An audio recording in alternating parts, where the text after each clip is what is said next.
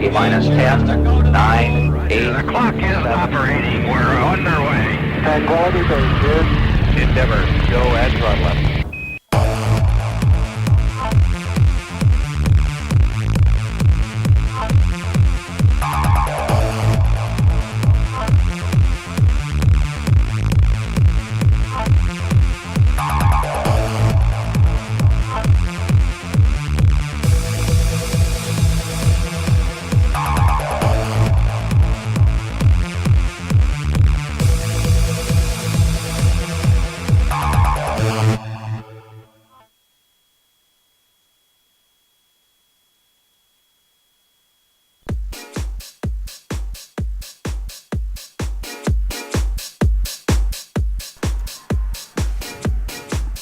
And good afternoon, ladies and gentlemen, boys and girls. Welcome back to the 2017 USCSA National Championship as we bring it to you live here from Mount Bachelor, Oregon, in the middle of Snowmageddon. I mean, I've never seen anything like this, as skies are full of wind and snow, 60 to 70 mile an hour sustained winds here at the top of the fiery Cascade region of Central Oregon.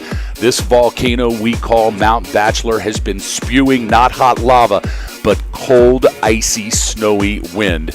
And we are going to bring you live coverage now of run number 2 of the men's slalom. Hi, everybody. Boss Hogg alongside Nick Egan as we kick it to you live from the USCSA broadcast truck here, all part of our 5 days of live coverage from this 2017 USCSA National Championships. Big events taking place all over Mount Bachelor in spite of the weather conditions we have experienced for the last 72 hours here in Central Oregon. Earlier today, Brad J. and Simon Elston from the snowboard free ski venue, the Newell brothers, Jared and Arid Newell, bringing you live coverage from the Nordic venue, and Nick Egan and myself here from the Alpine venue.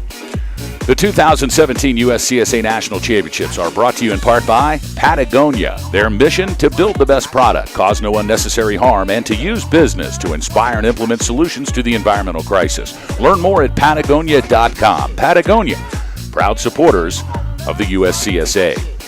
And by Reliable Racing. Whether it's Alpine and Nordic ski racing apparel and equipment, hill and event supply, sports timing equipment, or just hard-to-find race gear, Reliable Racing is your one-stop shop.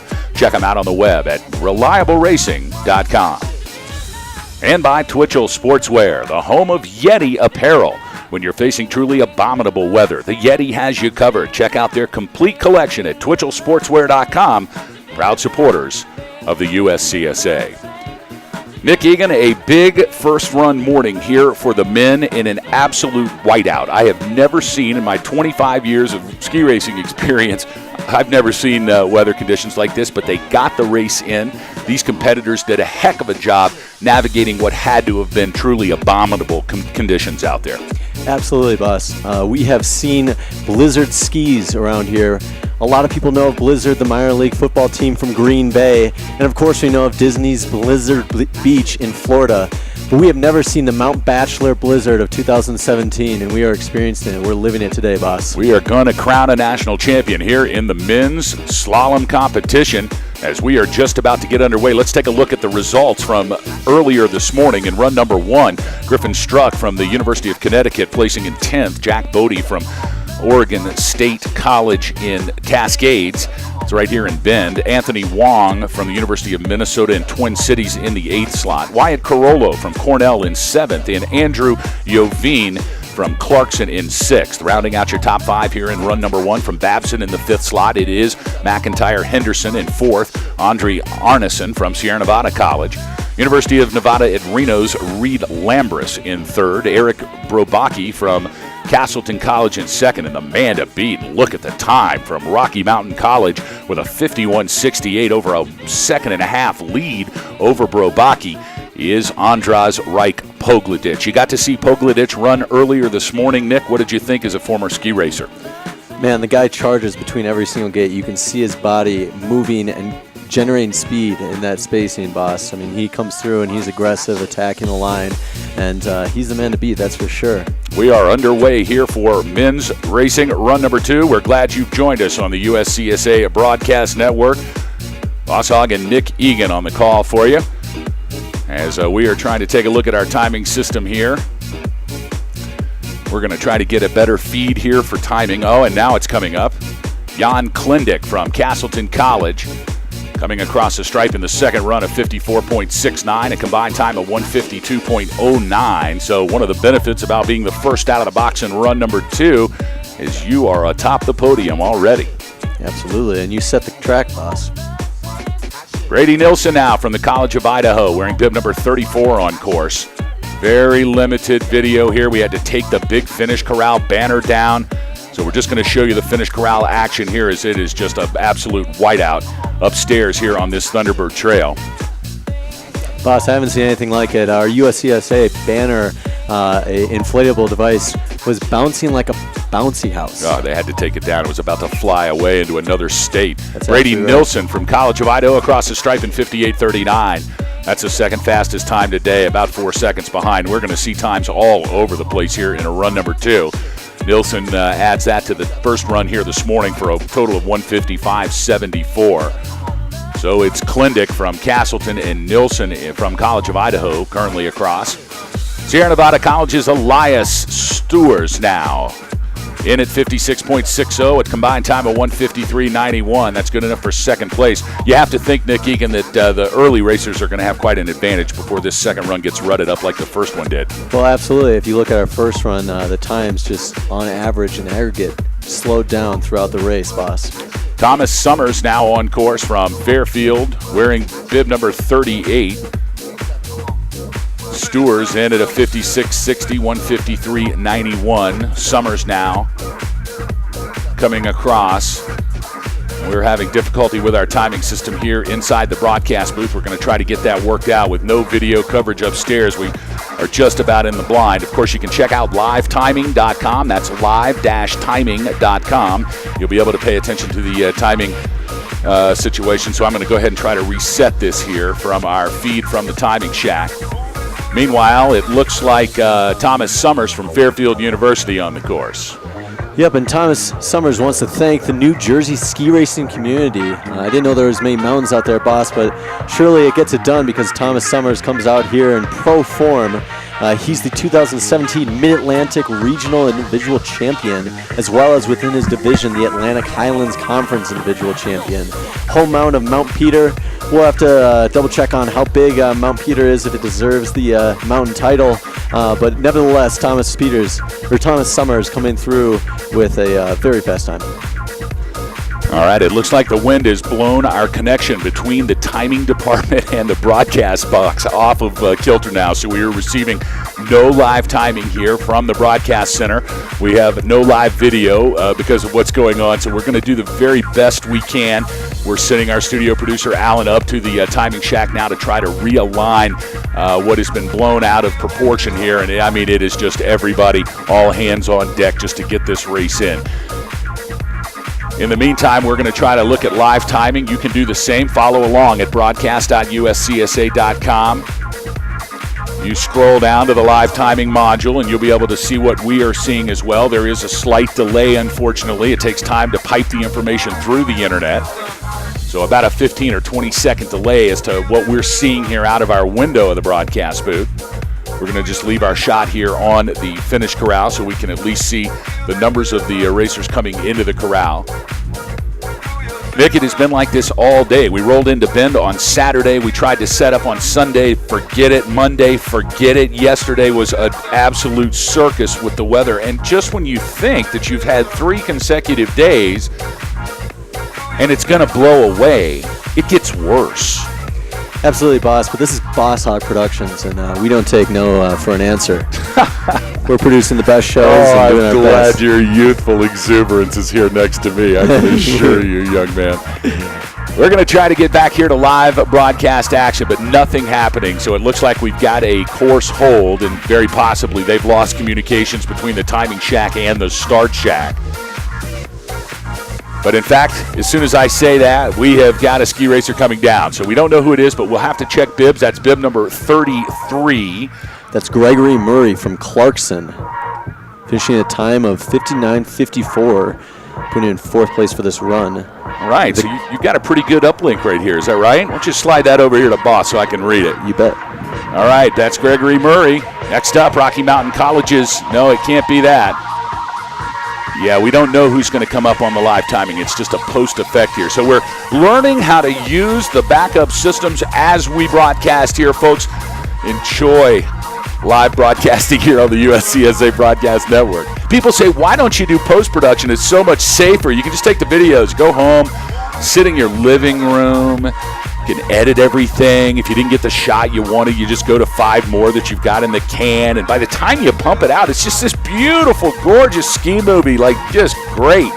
Live doesn't work that way, does it? No, sir, it does not. But sometimes there's the most beautiful moments captured through here, and I have a feeling that will come through our broadcast, boss. Gregory Murray in bib number 33 was the last racer that we saw come down.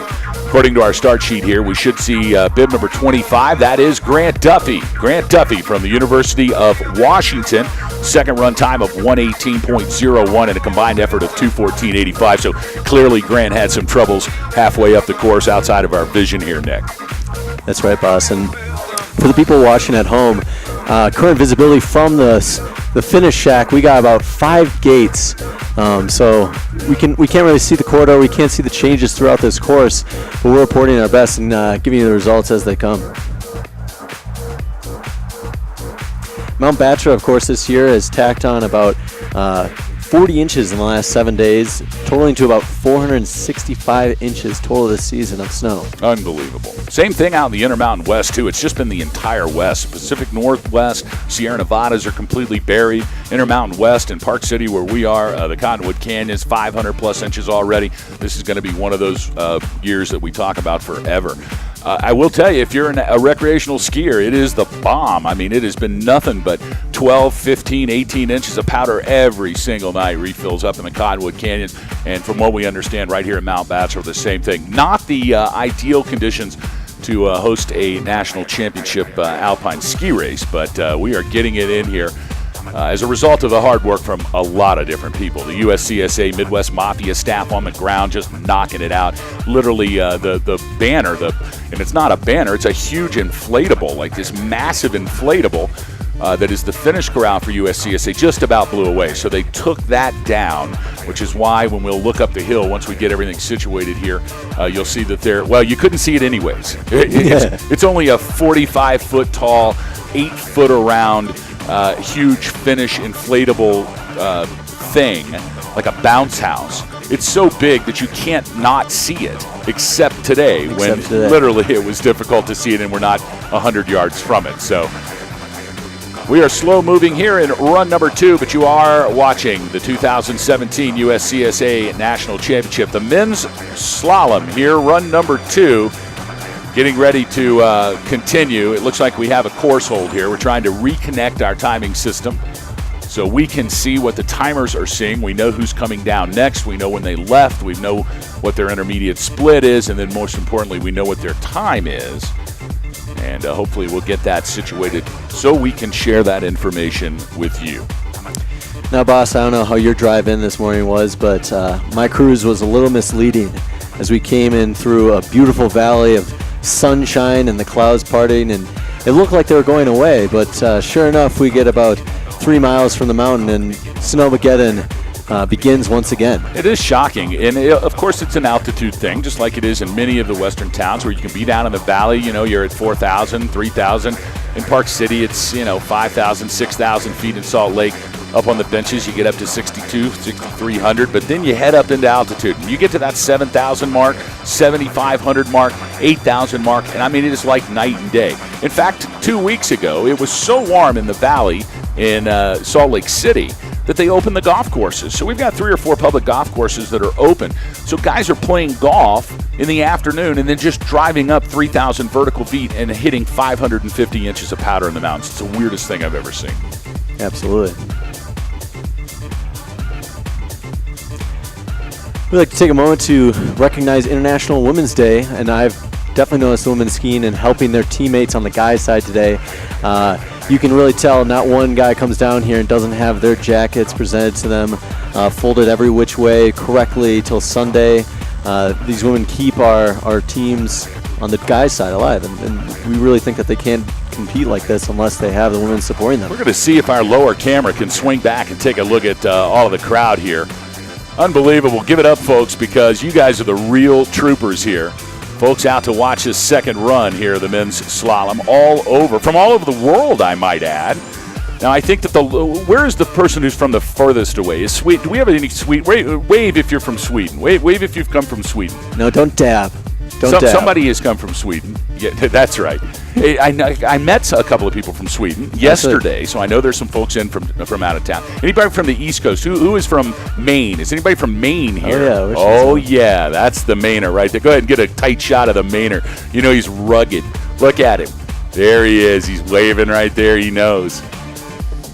Boss, I think we have some tomfoolery out there on the woods. Yeah, that guy's not from Maine. He's from wearing Minnesota. a University of Minnesota jacket. I know him by name, Matthew Pollan, born and raised in St. Paul. That is Matt Pollan. That's absolutely right. His grandmother is going to bake him a rutabaga pie. Did you know that? I did know that. She makes the best pies. Now listen. He came to me in Lake Placid last trip around, and he said, "Look, if you don't announce that my grandmother is going to bake me a pie, not only am I going to get a pie, but she's going to scream at me for an entire year." And so I believed him, although I couldn't believe it. You know, like how could some nice little Minnesota grandmother get all over Matt Pollan? You know, until I went to her Facebook page and I saw her, and I said, "Oh my God, she will do it." So I want to shout out to Grandma Pollan. This is Boss Hog, and you have the best rutabaga pie in all of America, and we're glad you're watching here. And look who's on the screen right now. Absolutely. All right, get the camera off Pollan. We can't show him anymore. That's just plenty. As we try to get back to ski racing here. How about anyone from the West Coast? Anyone from the West Coast out there? Oh, yeah. There we got the West Coast represent. Look, No, Pollan's holding his hand up Gosh. again. Now, if we can swing the camera around, I want to look up the hill. I want to show everybody what we're looking at here in the finish corral. We're going to turn around, and that is where, that's where the finish banner usually stands, right there. Yeah. That's what we're looking at, folks. And I believe you can only see about 2 gates. I can see 2 gates. Yeah. That's what I can see. It's and we're not amazing. that far away. It's not like we're a mile away from the finish. Like, we literally are 50, 60 yards from this thing. I mean, we're on the finish corral. And so visibility, quite a challenge here. And, boss, can I tell you something? I'm not joking you. I saw a number of teams with coaches after inspection blindfolding each other and practicing the courses memorized, because how else would you be able to make it through this thing when you got probably about 2 gates of visibility ahead of you? All right, we're going to try to hook back up to the live timing screen right now. And it looks like it's slow. We're going to get our message here. You go ahead and take this broadcast for a little while. Hey, by the way, welcome to the USCSA Broadcast Network. Absolutely. Nick Danger on the mic here. Let's look at the crowd again a little bit. I didn't get any West Coasters. We want to see how far we've traveled. That's right. And looking at the team bios here, we got people from every which side. We got people from Brazil. We have people from Switzerlandia, as well as Sweden. A lot of Swedish people out on the Rocky Mountain team, and they are well represented constantly in the top 10, if not top 20. They got a great program over there with Jerry Wolf and the Wolf Pack.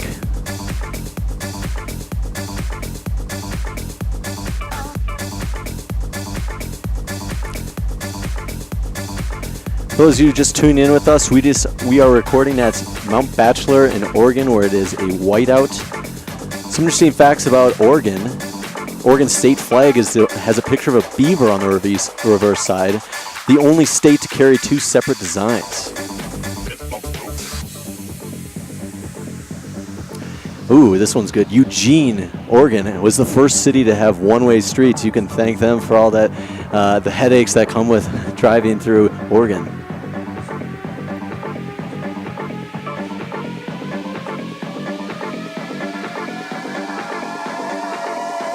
There's an interesting one.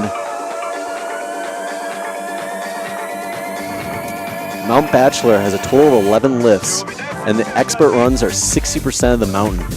But today that's probably more like 90 with conditions like this. All right, so we have just gotten an update from our studio producer, the wizard, Dr. Alan Price.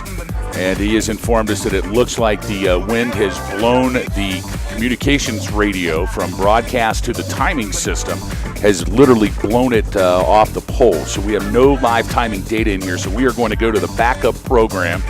And that's the same program you too can see by opening your web browser. In fact, I'm going to go ahead and just do it right for you right now because I'm going to follow along. So all you have to do is go to livetiming.com. That's live-timing. By the way, we're going to send Jeff Elder a bill for this, all right? He is getting the love right now. Livetiming.com. And then we got to go to the races. That's U.S. races. So click on U.S. races. And then we pick today's race. Today is the 8th. We scroll down, and we have got the live results online for USCSA from Mount Bachelor. And sure enough, it looks like that. Well, those are the results from the first run. So we're going to have to see. They must be, Alan, are they off of live timing up there too? Okay, let's go ahead. Do you have an update in? Injury hold. We have an injury hold. That's why we're not seeing anything update here. All right, so we've got some good information now coming from livetiming.com. And we'll do the best to do it as quickly as we can, show you what we can. We appreciate you hanging in here with us on the Broadcast Network today. Truly unbelievable conditions at this ski mountain.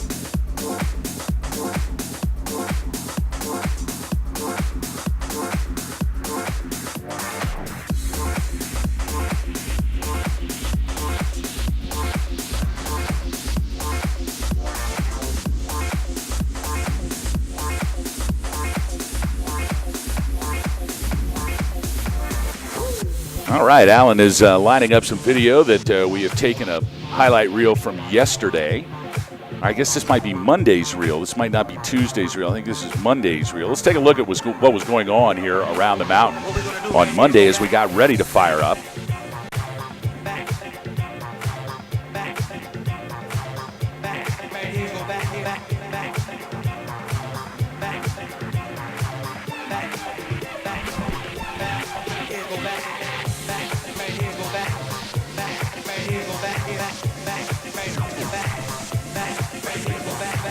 All right, let's take a look at Monday here. As you can see, it just started, it never stopped snowing. It was snowing the second we pulled into town, and I mean deep stuff. The Midwest Mafia, of course, they were out there loving it, skiing way in the back seat, just burning their legs. They have no idea how to command 25 inches of powder. I imagine that, speaking of Mafia, they might be coming for you, boss, after a comment like that. Nick Egan joining me here in the broadcast booth. I know how to handle a little snow back in my day. You lean back, pray you don't fall. Yeah. Try your best to not have race skis on. Believe it or not, there is a way to ski powder ski. So there's some sights from Monday here at Mount Bachelor as we are on an injury hold here at the men's second run. I'm going to try to get some information here as to who was on course at that time. We'll go to our start list and take a look. Looks like our last finisher from the University of Washington was bib number 25. That's Grant Duffy. And so if that is the last racer to come through, then we can use some deductive reasoning here. Hang on just a second. I want to try to, let's see here. We had Grant Duffy cross the stripe in bib number 25. So that would tell us that the ninth starting position would be bib number 30. That would be Spencer Knack from St. Olaf. Now, I don't want to scare anybody, and everything's going to be fine up there, but he was the next racer that was scheduled to come down. So we're going to try to get some information, see if Spencer's okay up there from St. Olaf. He'll be followed by Andraj Vukovic from Rocky Mountain College, wearing bib number 58, scheduled to come down in the 10th position. Then Finlay Neeson from Sierra Nevada College. He will be in the 11th spot, wearing bib number 65. Then we'll see Douglas DeLuca from Babson College, followed by Logan DeAngelis. James McGurno III from Penn State University coming down in the 14th position, and Michael Ladke from RIT in the 15th slot. Of course, we take the top 30 times in run number 1. We reverse their order. We call that the Flippin' Alpine Ski Racing. And that's the order we bring them down here in run number 2. So the first racer was the 30th fastest this morning. And the 30th racer will be the fastest this morning. And let's talk about that for a second. Nick Egan, Andraž Reich Pogledich from Rocky Mountain College. Certainly no stranger here to championship ski racing at the USCSA National Championships. I think he's been here 3 consecutive years. This may be his 4th and final year. And Pogledich laid it down, 51.68 in run number 1. Broke Eric Brobacki from Castleton College with a 53.25. So you're talking about more than a second and a half lead after one run. And typically in conditions that are regular and average conditions, it's impossible to make that up. As a former ski racer, what are you thinking about when you're a second and a half behind the leader? Are you thinking about second place, or are you figuring out how you're going to go for it to get by this guy? Well, I think that every single racer knows that anything can happen in this course, boss. And I guess there's proof of it in some of our racers coming down on the second run and moving up a couple of spaces. If you look at our top 5, we got Jan Klindik, Elias Stures, Brady Nilsson, Gregory Murray, Grant Duffy. And if you look, it looks like Elias was actually able to move in front of Brady on the second run. So anything can happen. You just got to ski a race and focus on them pulling those skis downhill. Eric Brobacki's got his work cut out for him from Castleton College, bib number 3. He'll start in the 29th position, right before Andraž Reich Pogledich. Nice to see Castleton College here in the fight. Also, the University of Nevada, Reed Lambris, coming out with the 3rd fastest time here in run number 1, right behind Brobacki, just 13/100ths of a second slower than Eric. Good enough for the 3rd fastest in run number 1. Andre Arneson, he was 4th after the morning session, 53.59. So they're really all kind of bunched up there, 54.08, 53.59, 53.38, 53.25. But then way out in front, Andraž Reich Pogledich from Rocky Mountain College. We will get back to live action here momentarily. We're trying to get the course now set and cleaned up. We'll get some details on an injury report coming from Mid-Mountain as soon as we have those available to you. Know lots of moms and dads, nanas and papas watching out there, and we want to make sure you guys know that everybody's okay here. Glad you're joining us on a Wednesday afternoon here, 1:56 local time in the Pacific Northwest. High atop Mount Bachelor in the fiery Cascade region of Central Oregon. That's all we need to really make the trifecta happen. Just need the volcano to explode. Red hot lava flowing down the Thunderbird Trail. That'd be quite the blizzard there, boss. Thunderbird Trail, of course, used for our giant slalom and slalom competition here at Mount Bachelor. Fantastic run with a very, very steep center section. So that becomes the front part of the slalom competition where we set the start gate. They drop down a steep 15 to 16 gates before they make a hard left boot transition. Literally off of one trail and almost to another trail, although they call it the same trail. But it is literally a 200-yard slide from left to right. Then they straighten back up again, but at that point, if you have lost any speed, there is no place to catch it back up. The last 10 gates here, almost relatively flat. Oh, look, they've shown our ugly mugs here. Nobody knows what we look like, and there we are. Saying hello to all of our broadcast viewers out there. We're glad you're with us on the CSA Broadcast Network. Boss Hogg alongside Nick Egan. Inside the box, warm and cozy. Boss Hogg Jr., of course, also inside his box, the north end of the Baghdad airport. And I might say his box looks very similar to our box. He has shown it to us. And I think his box actually might be nicer. No, it really isn't. Oh, well, it is, because we sent him a flag and we sent him some candy bars, and he's got a couple of posters. Refreshments. Oh, yeah, but you got to be careful. They go through all the boxes, before you send the guys overseas that are serving in our military. You got to be careful what you send in there. In fact, they have a whole list of things you're not allowed to send in there. Gotcha. So half of the things you would want to send would probably not be included in the box, you see. Yeah, I understand. Let's take a look up the hill now. Looks like we got some traffic. And they are bringing a racer down here, and it looks like, let's see who this is. It looks like he's sitting up in the bucket, so that is good. That is a good sign. Let's see if we can get a wave from him. We're not sure who that is. Yes, we got a thumbs up right there, right as he came by. A thumbs up from the racer. Now, we will know if, in fact, that is Spencer Knack from St. Olaf College. It was Spencer Knack from St. Olaf, so we were correct in that.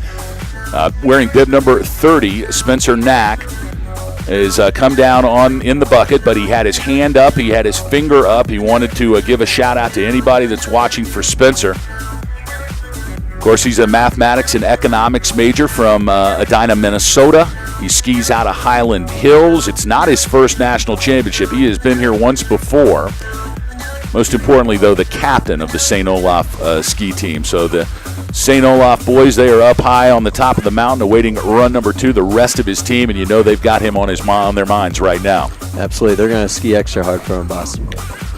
Spencer got 7 second places this season.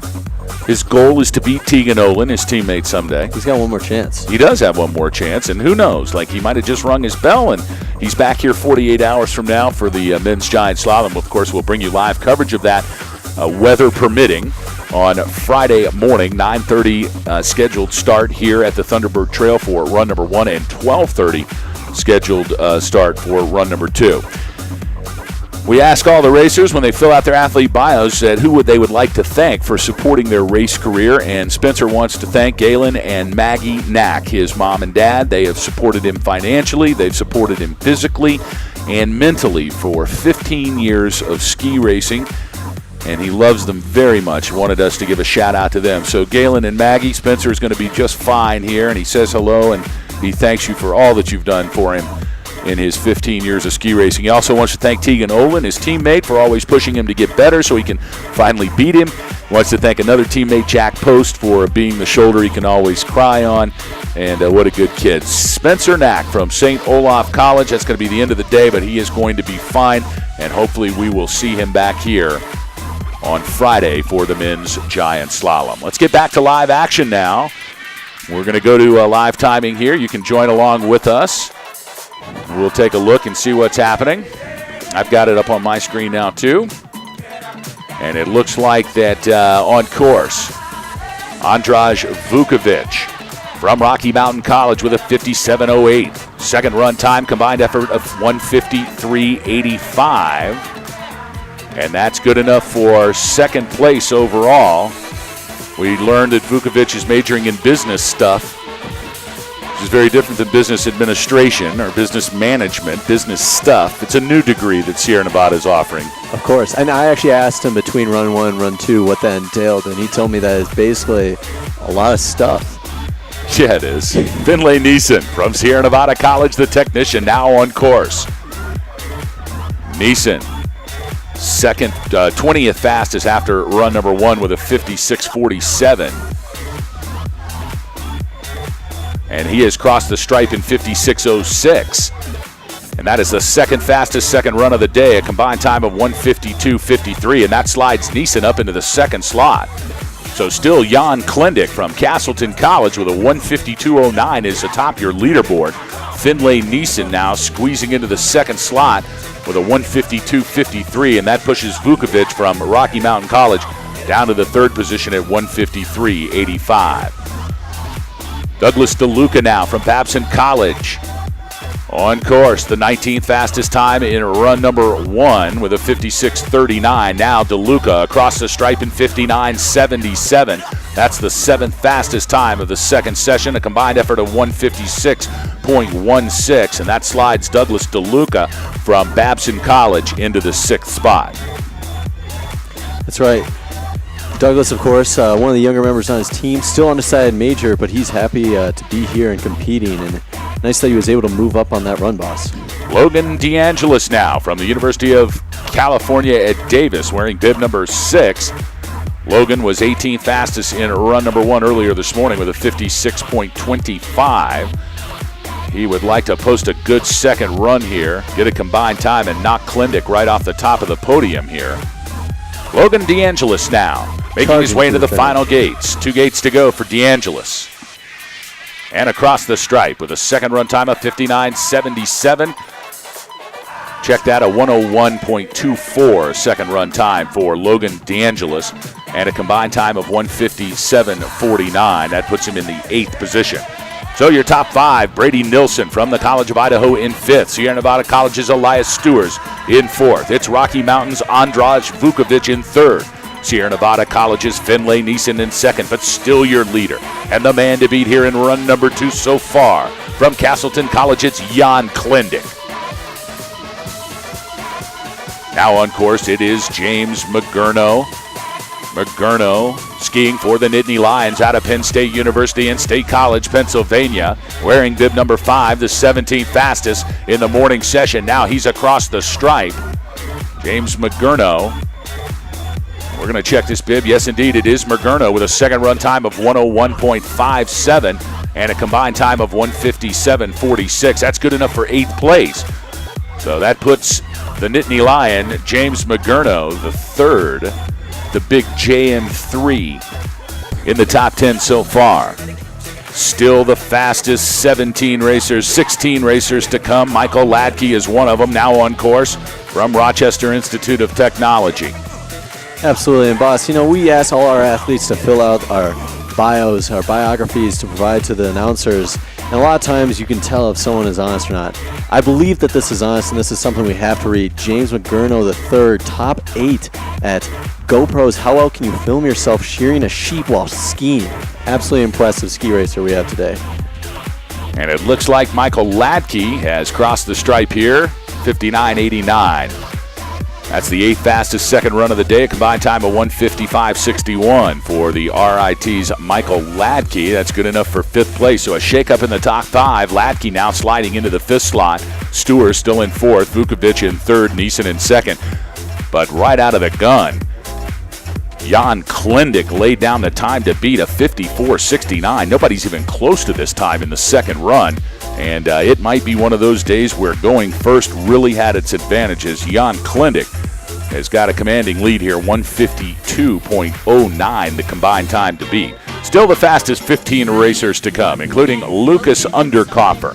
Underkoffer wearing a bib number 18 from the College of Idaho, posting a 55.66 in run number 1. He'll add to that a 100.29 in the second run for a combined time of 155.95 for Lucas Underkoffer, wearing bib number 18. And you can tell, boss, number 18's got a lot of support here. We heard a large cheer as he crossed the finish line, and you can see his fans graciously awaiting his presence. Now on course, it's Sean Giannato wearing bib 46. 14th fastest in the morning sesh, 55.65 for Sean in run number 1.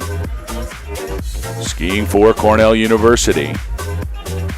Now making his way into the lower 3rd, visibility almost at 0 right now.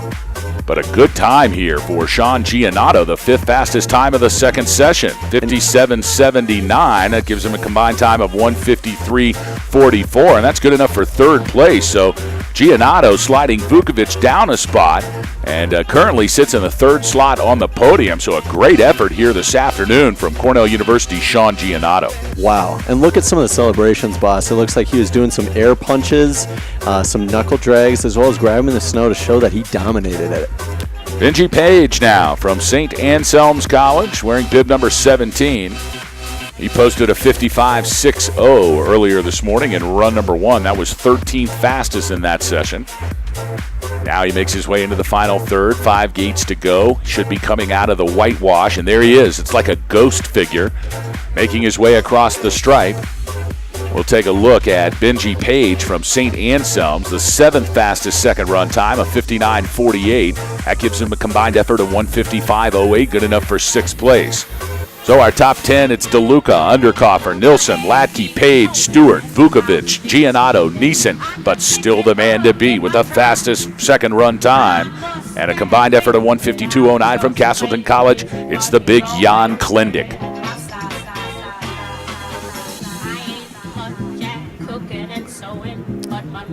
Alexander Goen now from St. Anselm's College on course, bib number 39, 12th fastest in the morning session with a 55.20. should be coming into our view momentarily here.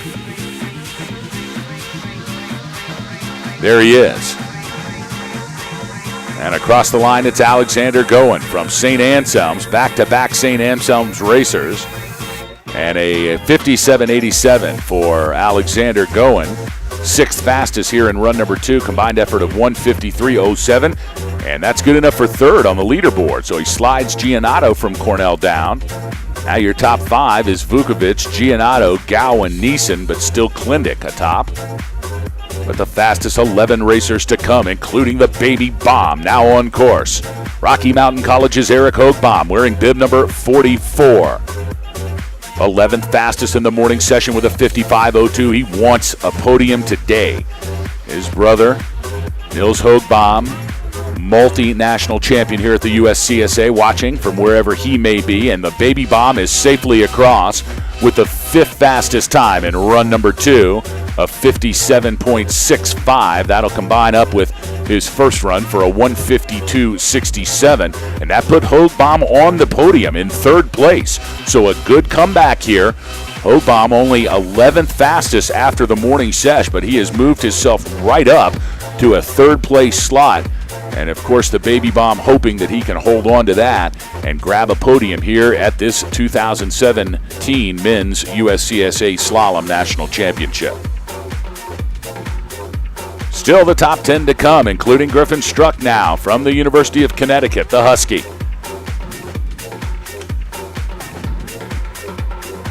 Griffin Struck, of course, a slalom specialist out of the Midwest, Minnesota. He had second place at regionals his freshman year, third place last year. He's a two-time All-American, two-team All-American in 2014 and 15. 1:00:45 for Struck across the line. He adds that to the first run for a combined time of 1:55.35. That slides him into the 9th position for Griffin, so a top 10 if everything stays the same. But I'm going to tell you, Jack Body from Oregon State Cascades now on course. He wants to change it all. He wants to move Klindick down. He wants to move Neeson down. He wants to move the Baby Bomb down. Can Jack Body do it? We'll find out as he's halfway through the course right now, coming out of the middle section into the lower third. Makes that big, wide, sweeping left boot series of turns all the way across to the skier's right and then into the final drop down, straight line to the finish line. 12 gates to go. Here comes Jack Body from Oregon State Cascades. We can see him coming into our view now. 5 gates to go. Good rhythm as he drives the legs. Now the arms swinging and stretching. And across the stripe, it's Jack Body. And Body with a second run time of 58.99 for a combined effort of 153.65. That's good enough for 6th place. So Giannato, Gowen, Hoogbaum, Neeson, and Klindick still your top 5. Anthony Wong from the University of Minnesota Twin Cities. He can taste a podium here in this men's slalom. Anybody's race here this afternoon, folks. They are warring it out in brutal blizzard conditions here at Mount Bachelor. I talked to Anthony, of course, after the race, and as he's coming down here, he believes that he's not alone, boss. He believes that he's with his 6 best friends, of course referring to his abdomen, as he crosses through this course. Anthony Wong now should be coming into our view. And we don't see Anthony Wong. This is not a good sign. It looks like Wong may have had some problems. Nope, now he comes in the course, but certainly he had to scrape a lot of speed in the middle section. We'll see if he can pour it on here in the bottom and recover. But a tough break for Anthony Wong. He had a good run going. He was positioned well with the 8th fastest time in the morning session. It looked like he struggled in the middle section. And a second run time of 1:12.71. Will take him right out of any competition in competitive podium today. 2:07.28, the combined time for Anthony Wong, but most importantly, a final result and a posted score for Anthony Wong from Minnesota Twin Cities. Now Wyatt Carollo from Cornell University wearing bib 7 on course. Carollo now should be coming across the stripe and does. And Wyatt Carollo posting up his second run time of 1:00:31 for a combined time of 1:54.72. That's going to put Carollo in 9th place. So a good effort from Wyatt. This isn't his first rodeo either, as he has been to the national championships quite often. Now on course, Clarkson University's Andrew Yovine. I got to speak to Andrew's grandfather outside the broadcast booth between the break. He is visiting us from Bradenton, Florida. He has made a long journey from Bradenton, Florida to Bend, Oregon, just to watch Andrew compete. Andrew was the 6th fastest after the morning session, 54.32. He'd really like to pour it on here. And he's got good speed here through the final 5 gates. Slippery flush, and into the corral comes Andrew Yovine from Clarkson University. A 1:00.08, 14th fastest here in the second run for a combined time of 1:54.40. That slides Andrew Yovine from Clarkson into the 9th position. It looks like conditions midway and high above this trail, Nick Egan, are certainly becoming challenging. Absolutely, boss. And it's really interesting to look at the strategy of potentially taking it slower in the first run so you get a better start place in the second run. If you look at Klondike, who's still in first place, he's bid 40 the first run and came in at the start of the flip, really, boss. Let's go over your top 10. Wyatt Carollo from Cornell in the 10th slot. Clarkson's Andrew Yovine in 9th. Sierra Nevada's Elias Stewart's in 8th. It's Andraj Vukovic from Rocky Mountain College in the 7th position. Jack Body from Oregon State Cascades in 6th. Rounding out your top 5, Cornell University's Sean Giannato in the 5th position. Alexander Goen from St. Anselm's College in 4th. The baby bomb, Eric Hoagbaum from Rocky Mountain College in the 3rd slot. Finlay Neeson, the technician from Sierra Nevada College, in 2nd, but still your leader. From Castleton College with the fastest second run of the day, 54.69 for Jan Klindick. Gives him a combined time of 1:52.09, and wouldn't this be an absolute miracle, Nick Egan? Jan Klindick literally qualified on the bubble, the 30th fastest racer from the morning session. He came out of the box first here in run number 2. I can't remember, and since Ted Ligety 2 years ago, I can't remember somebody coming from the 30th position to win a national championship. But with 5 racers to go, Jan Klindick is looking good and hard to beat right here. Could be an amazing come-from-behind victory for Castleton College. Meanwhile, back to live action now. McIntyre Henderson from Babson College, the 5th fastest time of the morning session of a 54.08. He's skiing in bib number 16, now 3 gates to go as he drives and punches the line. And across safely, it's McIntyre Henderson with the 9th fastest second run time of 58.60. That's a combined effort of 1:52.68, good enough for 4th place.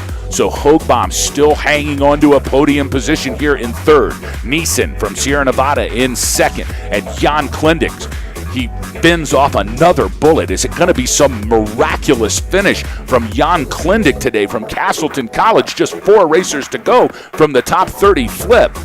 Henderson McIntyre is across. Now Andre Arneson is on course halfway through. Sierra Nevada College flying high out of Incline Village. It's Andre Arneson. Andre now making his way through the center section, dropping into the lower 3rd. Across the transition he comes. Approximately 15 gates to go for Andre Arneson. And we can see him coming into our view right now as the skies start to clear up just a little bit, giving us about 10 gates worth of visual.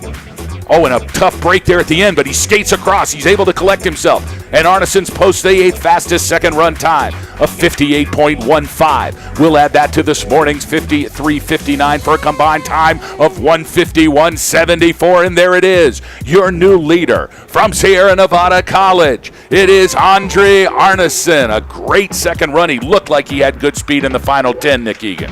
Absolutely, boss. You can see him swinging between each gate and really putting the outside pressure on. You saw him have a little bit of bobble on that second last gate, but I don't think it affected him time-wise at all. Arneson now your leader. Klindick in 2nd. Finlay Neeson in 3rd. But Reed Lambris from the University of Nevada in Reno wants to change it all. The 3rd fastest time in the morning session, 53.38. University of Nevada, Reno's best opportunity for a national championship here in the men's slalom belongs to Reed Lambris. Now Lambris. And it looks like Lambris has had trouble. It looks like Lambris has skied off of the course. Reed Lambris from the University of Nevada at Reno is showing a DNF here in the live timing module, and that's going to be the end of the day for Lambris. What an incredibly tough break. He was 3rd fastest after run number 1. He just needed to post a decent time, and he was definitely looking at a podium here. But something went terribly wrong with 15 gates to go. and Reed Lambris is out for the afternoon. A tragedy for the University of Nevada at Reno. Absolutely, boss. I mean, anything can happen, and all these racers know it.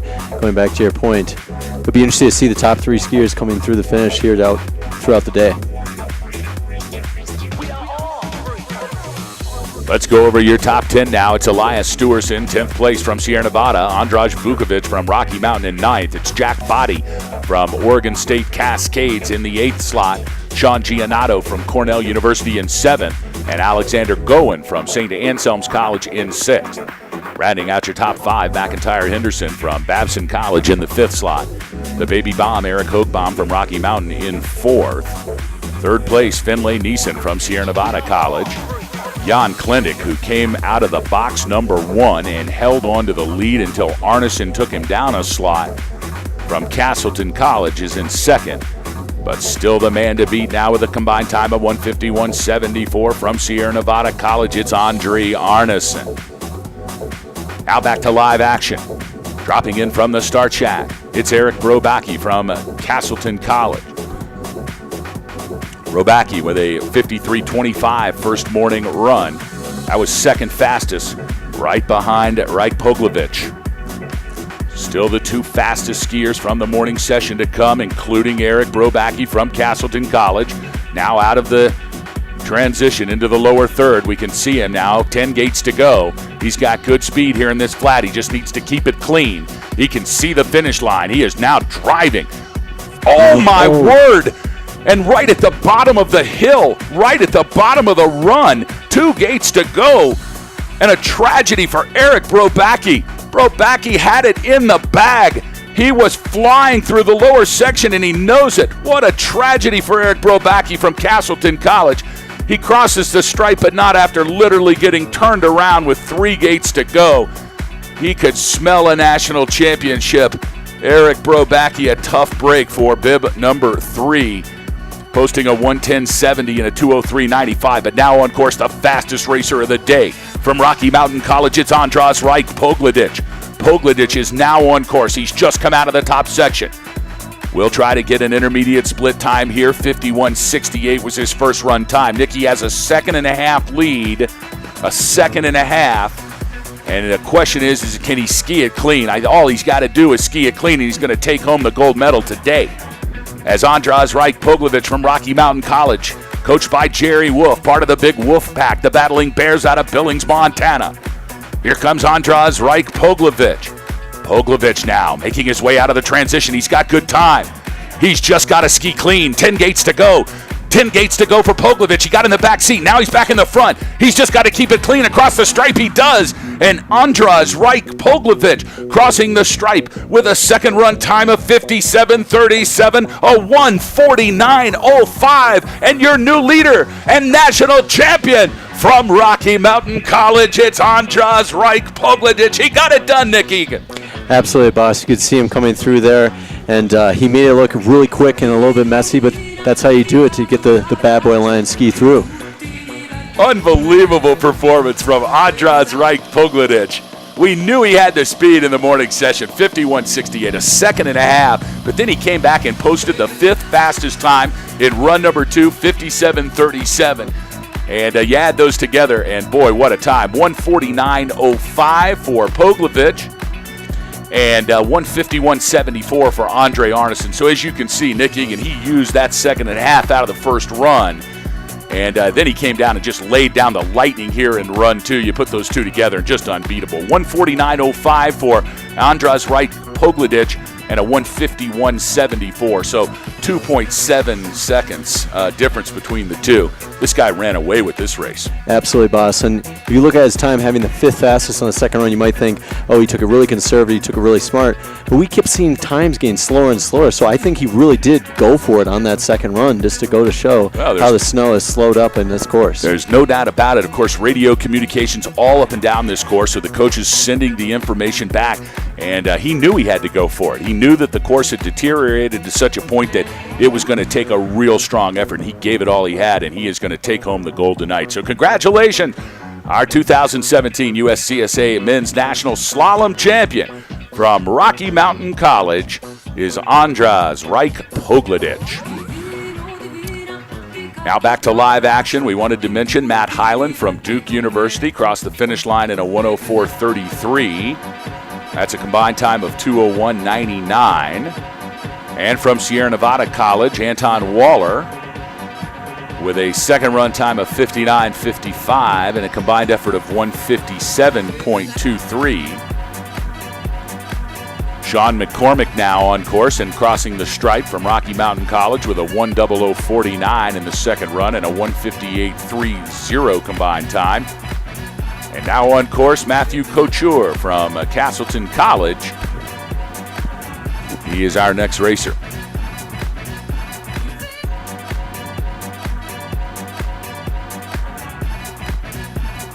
Of course, Matthew Couture about to become a mechanical engineer upon graduating.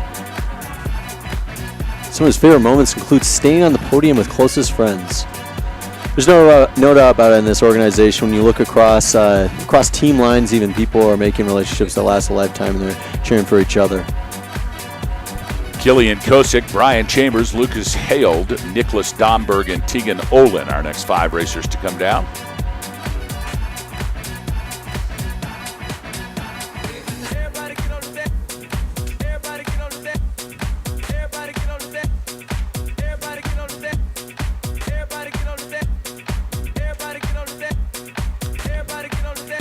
University of Michigan, the Big Blue, Killian Kosick wearing bib number 24. Should be coming into our vision here momentarily as the snow starts to fly again. Now the flake's big and chunky. It's been just about as much about the wind as it has been about the snow itself. We can deal with the snow, but the wind just blowing sideways. As Killian Kosick from the University of Michigan, the Big Blue out of Ann Arbor, posting a second run time of 105.20 and a combined effort of 203.21. As you can see, boss, Killian wore a lot of white in his apparel today, trying to blend in with the snow and hide himself from the gates so he could fly down the hill faster. Brian Chambers from the University of Connecticut now. The Husky on course wearing bib number 41. 58.07 was his first run time. He'll be followed by St. Anselm's College Lucas Heald. Got some information here, an update for Spencer Knack. Looks like he just rung his bell a little bit. He's going to be just fine. We know mom and dad are listening out there, but I'll tell you, with the cell phone technology we've got here, you know he's already called home 15 times already. So, or the other way around, I'm sure.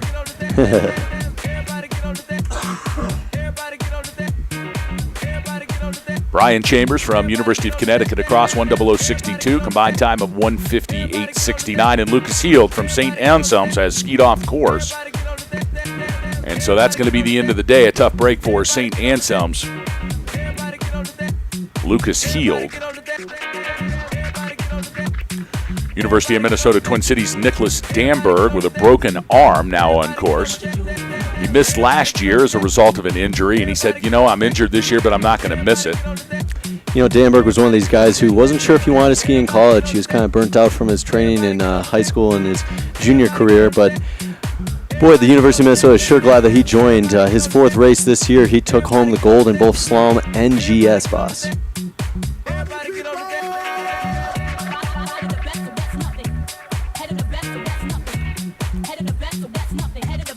Nicholas Damberg now making his way into the final 5 gates, letting it all hang out. Definitely in the back seat now. Is certainly late on those last 3 gates, and now the legs are just on fire, and he's able to hold on. A brave ride through the last 6 gates for Nick Damberg. And he is going to post a second run time of 101.87 for Nicholas Damberg. Combined time of 2:00.16. Of course, Damberg's sister Juliana Damberg is competing on the female side. She did well yesterday, boss.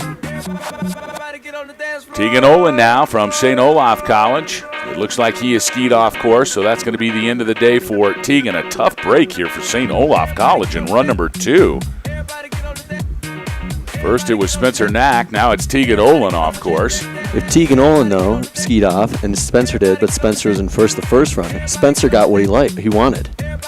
It's very true. We need to check the results here. Did Spencer Knack have a faster first run time than He did. Tegan? No, but you see the way it worked. The way it works is it's a DNF. There's no posted time. I'm talking pride's sake, boss. Yeah, but Olin's going to come back and say, no, it's not official, you see. And that's what I'm going to say. So it hasn't happened yet. I think it depends on which side of the Mississippi you're on. Well, maybe, but I'm going to assure you that Olin's not going to eat any of that. Like, he's not going to even swallow that. Let's take a look at our start list here. Tegan Olin has skied off course. That's going to be the end of the day for Tegan.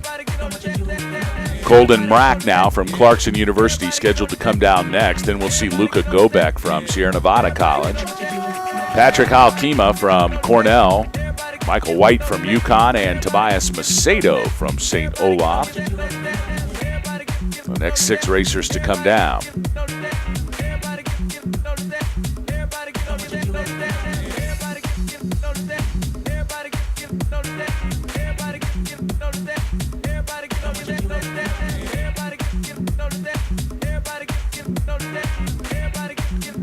Let's go over your top 10 one more time here. Andraj Vukovic in 10th place from Rocky Mountain College. Jack Body from Oregon State Cascades. In the 9th slot, Sean Giannato from Cornell University in 8th. Alexander Goen from St. Anselm's College in 7th. And in 6th, it's McIntyre Henderson from Babson. Rounding out your top 5, Eric Hoogbaum in the 5th slot from Rocky Mountain College. Finlay Neeson from Sierra Nevada in 4th. Jan Klindick in a miracle second-run ride from Castleton College in 3rd.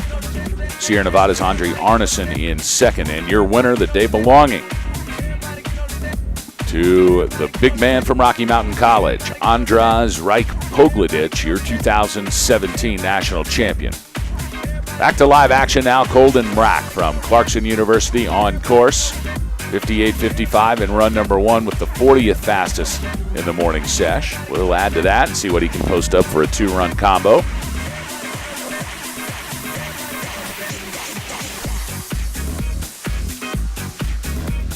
Mrack's an engineering and management major at Clarkson University. Skis out of Whiteface Mountain from Plattsburgh, New York originally. Competed in the USCSA Nationals one time before. He's on the 2016-2017 All-McConnell Division team. Made the Presidential Scholar List for the fall 2016 semester. Likes physics. His favorite moments in racing, his team coming in 3rd at regionals. Flat tires before heading to the mountain, and obviously the gatekeeping. He'd like to thank his mom and dad and the dog team mascot Coco Bear for getting him through this whole program. That's Mark Colden. Or check that, Colden Mrack from Clarkson University. 16th fastest in run number 2, a 59.65 and a 158.20 as a final time. Now Luka Gobek from Sierra Nevada College. Gobek, coached by the famous Bronco Sagar. He's a business major there at SNC. It is his first USCSA National Championship, so we have not seen Luka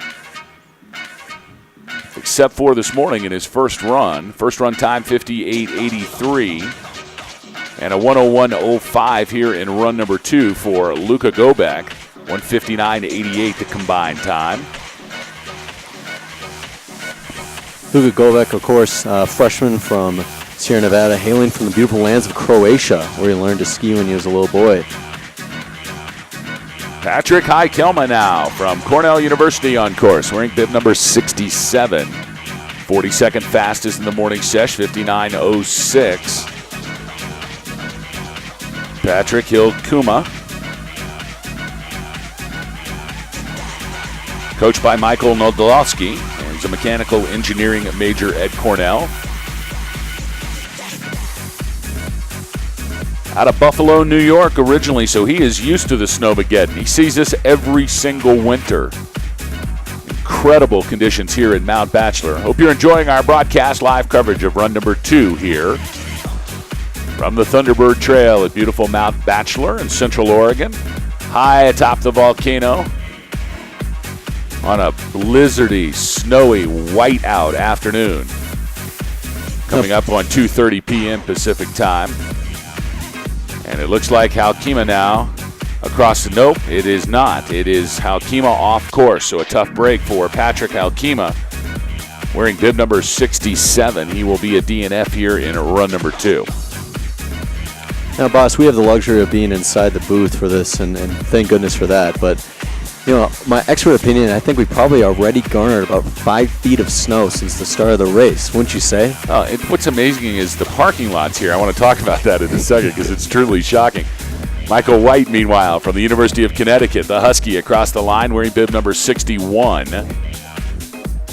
And Michael White with a second run time of 1:01.95 and a combined effort of 2:01.40. So here's how the parking lots work. I mean, you can only plow a parking lot when it's empty. So they just plow the heck out of it all night long, and they probably send a final pass down at 6 o'clock in the morning before the first car rolls in. But then the cars roll in, and the parking lot fills up, and by 8:30, you know, it's full house here. I mean, there's 20 inches of new snow, like everybody's out to ski. The problem is that the parking lot is literally packed and full, so you can't really plow the parking lot during the day. And when it snows 12 inches a day while you're on the mountain, you get back out there, and there's 3,000 cars out there in the parking lot and a foot of snow on the ground. And boy, it's funny to watch the people in Subarus who think they have high wheel vehicle clearance try to make it out in 12 inches of snow. So plenty of team building exercises brother, I'm happening going to tell around you, this it has league. been. I mean, it's just been nothing we haven't seen here this week. But I will tell you the one thing we've seen here this week, and that is an epic performance from the mountain staff here at Mount Bachelor, led by Tom Lomax, who has just been an absolute hero in all of this. Buildings, electricity, internet, just every single thing that could go wrong did. And that man never loses his cool, well-grounded. Meanwhile, back to live action now. Elias Homeland now from Rocky Mountain College across the stripe in a 59.94 second run time. That's the 19th fastest for Elias Homeland. And a combined time of 1:59.76. We have not seen Elias Homeland yet from Rocky Mountain College. Good to see him and have him on board here at the USCSA National Championships. We will only see that young man improve. You keep that name right close to you, Elias Homeland, as he's going to be one to be reckoned with here at the USCSA Nationals. You're watching the men's slalom, run number 2 here, all part of our 5 days of coverage on the USCSA Broadcast Network. Meanwhile, back to live action. Robert Chambers from the University of Connecticut. He finishes in a second run time of 1:01.48 and a combined time of 2:01.36. Of course, Robert Chambers would like to thank his mom and dad and Larry for supporting him throughout his racing career. Chambers from South Windsor, Connecticut, home mound at Akimo. Boss, they get a lot of snow like this in Akimo? Yeah, man, New England gets good snow. Yeah, they do. But not like this. Not like this. I haven't seen anywhere like this. Well, I mean, they've had 500-inch. We've had 500-inch years up at Sugarloaf quite often, as a matter of fact. And the funny thing about the East is that we get most of our snow in the East in March.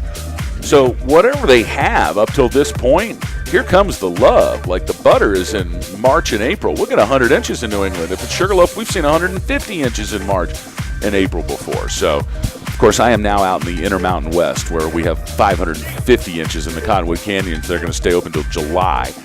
They will here, too, if it keeps up at this pace. Alexander Harris now, St. Olaf Colleges. Alexander Harris, second run time of 1:09.96. That's 36th fastest here for run number 2. Combined effort of 2:10.62 for Alex Harris from St. Olaf College. Looks like we have a pack of Lions, boss, accumulating down in the finish area here. I just want to point out these spectators literally have about inches of pounds of snow on their jackets accumulating here, just to show you how fast and rapid the snow is falling. Alex Harris, of course, we're going to have to watch for on Friday, being that he got second in the GS at the regional event, Marquette, Michigan, Midwest Race Division. Alex Harris, now Nick Lacasse in the finish corral doing the pirouettes. He is snowy, but he is also finished, and successful is he at a 1:18.34. Second run time, combined effort of 2:19.11. That's Clarkson's Nicholas Lacasse. Nicholas would like to talk about his favorite members being the West Mountain, all the boys staying at the top of the course waiting for the girls' run to end when all of a sudden a large ray of light shined from the heavens and a bald eagle carrying an American flag zoomed over them. they all erupted and started chanting USA, USA, USA as the last girl was slowly pushed out of the start. That's a miraculous story. Wow. That's all I can say. They get patriotic over there at Clarkson, that's for sure. Love it. James D'Agostino from Penn State University, the Nittany Lion across the line in 110.20, a combined effort of 211.42. Cody Winters now on course from Oregon State Cascades, and Paul Klosterman from Castleton College now dropping in. The Nittany Lions always well represented here. Of course, a shout out to Sam Ricker, who's eating apples someplace in Maine today. Meanwhile, Cody Winters from Oregon State Cascades across the line. Second run time, a great second run time for Winters. Winters clearly the local favorite here, so he knows about this Mount Bachelor Snowmageddon. He's good at it. He's exuberant. Well, he just proved it. 59.91, so a sub 1 minute second run. That's 19th fastest in the second run out of the 50th slot. He combines that with his first run in a 201.20. That's going to move him right up the leaderboard. So great second run here for Cody Winters. He probably rode up on this Pine Martin lift and said, oh, I know exactly what to do on that course, even though I can't see it. Get Sendy, boss. Get Sendy. He got Sendy. Now across the line, it's Paul Klosterman from Castleton College. Klosterman wearing bib number 97. Second run time of 103.15. And a combined effort of 204.56 for Paul Klosterman. Klosterman's got to be happy with that. A good second run for Paul. Klosterman's home mountain is Attatash. That's Attatash. Attatash. It's not Attatash. I mean, I guess you could say it that way. That's how you say it when you're... They'd beat you like a borrowed mule in the base level of Attatash if you called it Attatash. No, it's Go in there. I want to take you to Attatash and have you pronounce it and ask, hey, how do you guys like skiing at Attatash? And then watch like Mainers just jump all over you, brother. It'd be great. No, it wouldn't be. It would be horrible. Then I'd be by myself. They say my middle name's Danger, boss. You are, man. Danger Fliegen, no doubt about Danger Fliegen. That's Joel Kaderka from the University of Nevada, Reno across the line, 108.88. Good enough for 38th fastest here in run number 2. Combined time of 2:10.54 for Kaderka. Kaderka, a mechanical engineering major at the University of Nevada, Reno. He's coached by Ross Collins. He's from Lotus, California. Skis out at Squaw Valley, one of the funnest places I've ever been in my life. Just the history of that place is epic. You know, Warren Miller just hung out in the parking lot for months on end, and you try to live that dream. Squaw Valley, just a great place. First USCSA National Championship for Joel Kaderka, so welcome. 3.99 GPA. You know, that's got to irk him. Wonder what teacher gave him that grade that got him a 3.99, you know? Absolutely. I bet he's got something to say about her. Yeah. He's going to intern in Dresden, Germany, so he's got a big career ahead of him. Congratulations to Joel Kaderka. Stephen McLeod now from St. Anselm's College is across the line wearing bib number 69, 104.53, 206.55. You know he's going to keep the bib. He looked a little confused there. Well, they charge you $35 if you keep the bib, but he's already given him the money probably. Absolutely. Now moving on to live action, Jens Melby from the University of Wisconsin-Madison on course. Jens will be followed by Duke University's Jeremy Gottlieb. Gottlieb skiing for the Dirty South out of Duke University. Jens Melby from Buck Hill, Minnesota. We've talked about that a couple times today, but have you ever heard of Eric Seiler? Oh, yes. Absolutely. Oh, the yes. Yoda of skiing. Is he from Buck Hill? He's from Buck Hill. He's from Austria, but he coaches, the head coach. He's the mascot of this team. I mean, everyone rallies behind this man, Eric Seiler. Wow, Jens Melby, the Buck Hill champion. Seiler, is he a protege of Seiler? I'm sure. And Seiler, right around 90 years old, still absolutely kicking and coaching this team to victory. Jeremy Gottlieb now from Duke University should be coming into our view. He is indeed into the final 3 gates and almost bit it with 1 gate to go, but he was able to collect. Do you see that was a boot shin, boss? It was indeed, and most importantly, just used core strength to pull out of it. I mean, missing the last gate is completely unacceptable here. Oh, we got to do this for him. One of his favorite moments and memories, Jeremy, this is for you. Absolutely, boss. We need to bring Alex Beatty in on the into the phone. We need to we call phone him in. and we'll That's phone right. him in so he can say absolutely, boss, and make Jeremy Gottlieb's day. You know what I'm just going to say about this, boss? We're seeing these phantom creatures just come into appearance through the last few gates. It's almost like witnessing a seance 105 times every It's single like the time. Ring. Yeah, right. It is They're like The coming Ring. back from this another dimension.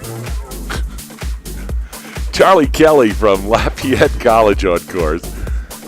He is skiing in the fifth dimension. 102.31 is his first run time. We'll see how he does here in the final 5 gates as it's getting thick. The soup is back.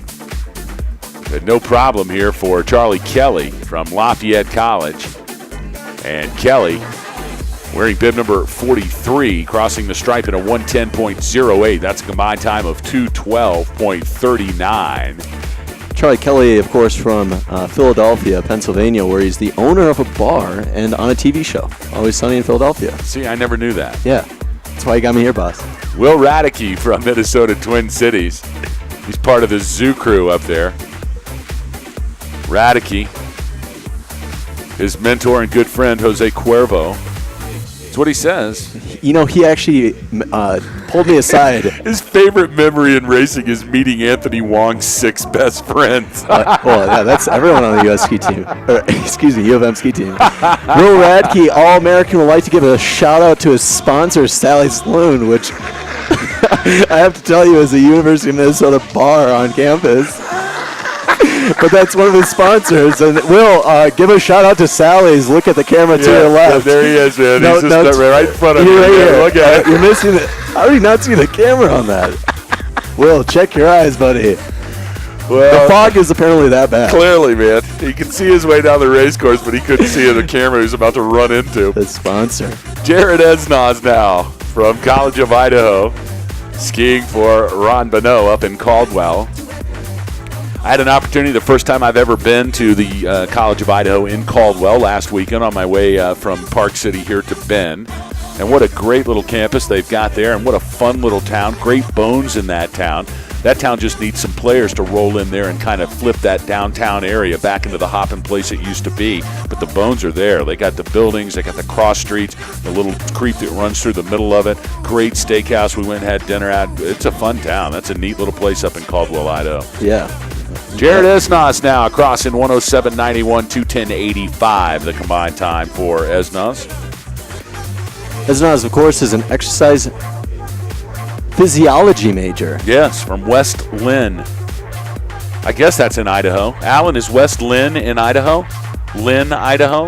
I thought you knew everything about Idaho. I believe that's in Oregon, being his home mountain is Mount Hood, boss. Oh, okay. Well, then that must be Oregon then. Absolutely, I don't boss. know where Lynn is. It's Lynn, Oregon, I guess. All right. Moving on. Joseph Urbano from the Rochester Institute of Technology. Wearing bib number 60 across in 109.97 for Urbano. He is a chemical engineering major at RIT. Of course, You Joe's, can bet he's going to get a job like at ExxonMobil, isn't he? you can tell he's an engineer, and here's why. I think Because he's going he to work said, for the Koch brothers, DuPont. Dude, he's a chemical engineer from RIT. Where do you think he's going? yeah, I He's going to suppose. get paid. Like Big he's pharma. getting ready to get paid. Well, he's put his GPA down here, 3.88, very great. But he had to specify that's out of 4.0, Out of boss, 4.0, just so right. he knew. That's right. Some of those Ivy League schools. Well, we'll talk about that in a second. Willie Mays now, bib number Willie 92. Mays. We Look could at the go speed all suit. day. Look at the speed suit. I Yeah. just want to see. It's like a leopard speed. It looks like Look a at his leopard. goggles. He's Wait wearing a minute. pink. What's he wearing on the goggles? He's got pink Pink Crocs on. goggles. Look at that. Willie, guys, I just want you to know that one day we're going to look on the television screen and Willie Maas is going to be either running for the President of the United States, all right, Absolutely. or Congress from Minnesota. He's going to replace like whatever old guy who from Minnesota has been there for 65 years. But look, ski racing at the USCSA National Championship for Willie Maas, that's just the start of something big. I can just feel it. And, boss, did you remember him double ejecting across the finish line Oh, in yes. 2015? Oh, yeah. That was It was- one of the best moments in He USCSA was history. launched. Yeah, he was launched. That needs to be in the highlight reel. No, we have it in our own personal private highlight reel. Great. Yeah. Sean Robinson from Babson College wearing bib number 87, second run time of 104.07 and a combined effort of 207.61. So a good second run and a great performance from Sean Robinson. Sean from Squaw Valley, he certainly knows the name and the meaning behind the game. NAR points and NAR. Yeah, he does. Justin Bergen now from the University of Pittsburgh, the legacy of the University of Pittsburgh, their first entry here in the USCSA National Championships. Justin is leading the charge for Pitt.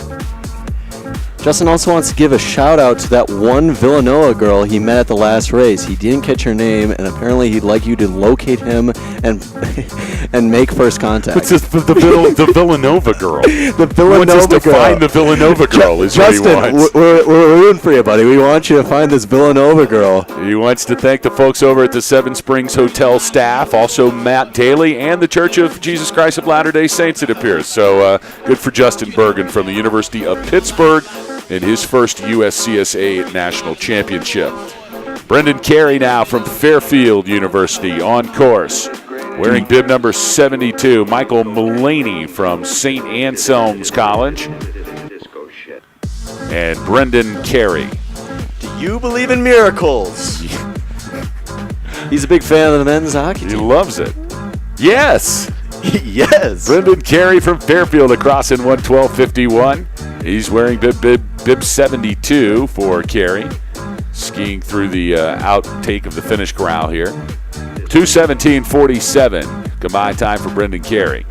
Now Michael Mullaney from St. Anselm's in bib number 98 on course. Should be coming across the stripe momentarily, and dropping in from the start shack from Fairfield University, it's Lucas Tinkham.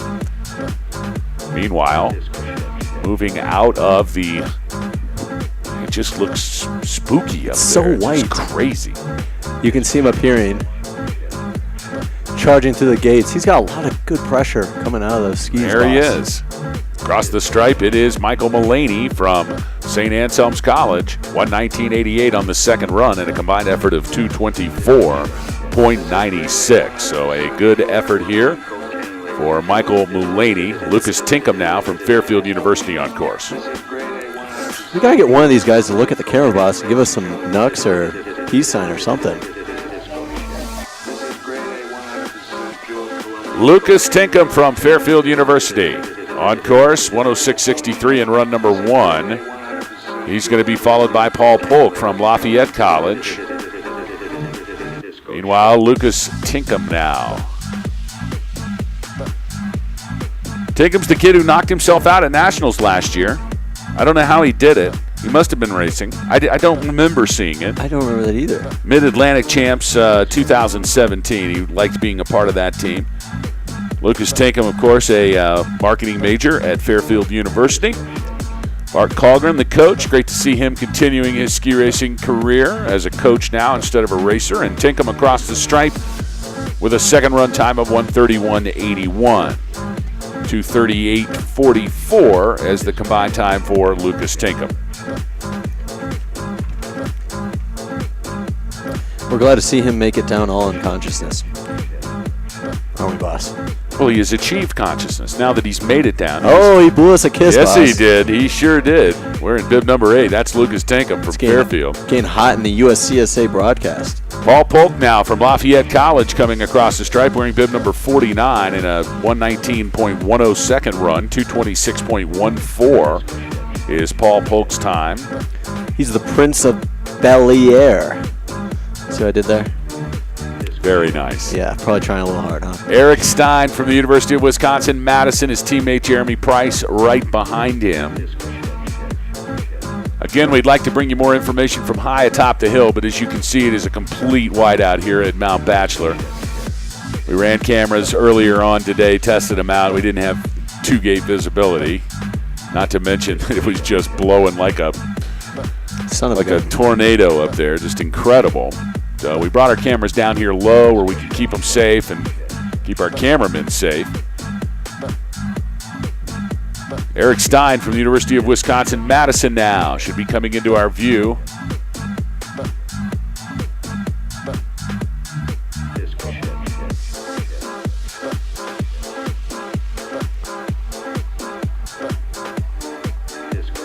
As we await Eric Stein, it looks like something may have happened to Eric Stein up there.